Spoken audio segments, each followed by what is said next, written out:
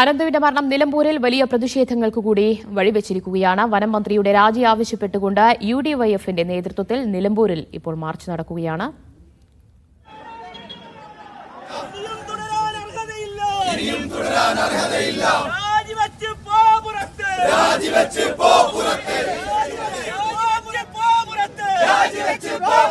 ജംഷീർ കൊടിഞ്ഞി വിവരങ്ങൾ നൽകും. ജംഷീർ, അനന്തുവിന്റെ മരണത്തിൽ രാഷ്ട്രീയ ഗൂഢാലോചന നടന്നിട്ടുണ്ട് എന്ന വനമന്ത്രിയുടെ ആരോപണത്തിലാണ് ഇപ്പോൾ ശക്തമായ പ്രതിഷേധമുയരുന്നത്.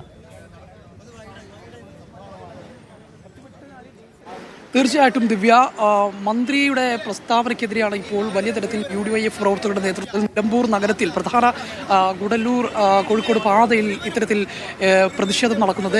മന്ത്രി AK ശശീന്ദ്രന്റെ കോലവുമായാണ് പ്രവർത്തകർ ഇപ്പോൾ പ്രതിഷേധം നടക്കുന്നത്. വലിയ തരത്തിലുള്ള ഒരു പ്രതിഷേധമാണ് ഇവിടെ നടക്കുന്നത്. മന്ത്രി AK ശശീന്ദ്രൻ രാജിവെക്കുക എന്നാവശ്യപ്പെട്ടുകൊണ്ടാണ് ഇവിടെ പ്രതിഷേധം നടക്കുന്നത്. സന്ദീപ് വാര്യർ ഉൾപ്പെടെയുള്ള നേതാക്കന്മാർ ഈ പ്രതിഷേധത്തിന് നേതൃത്വം നൽകുന്നുണ്ട് എന്നുള്ളതാണ്.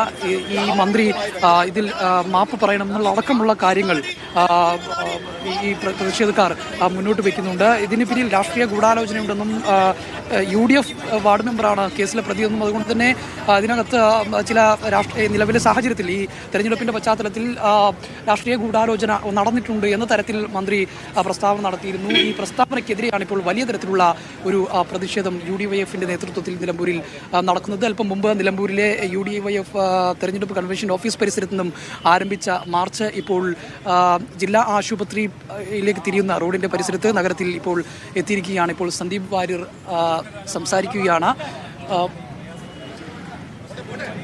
കോൺഗ്രസ് നേതാവ് സന്ദീപ് വാര്യന്റെ നേതൃത്വത്തിലാണ് പ്രതിഷേധ മാർച്ച് ഇവിടെ നടക്കുന്നത്.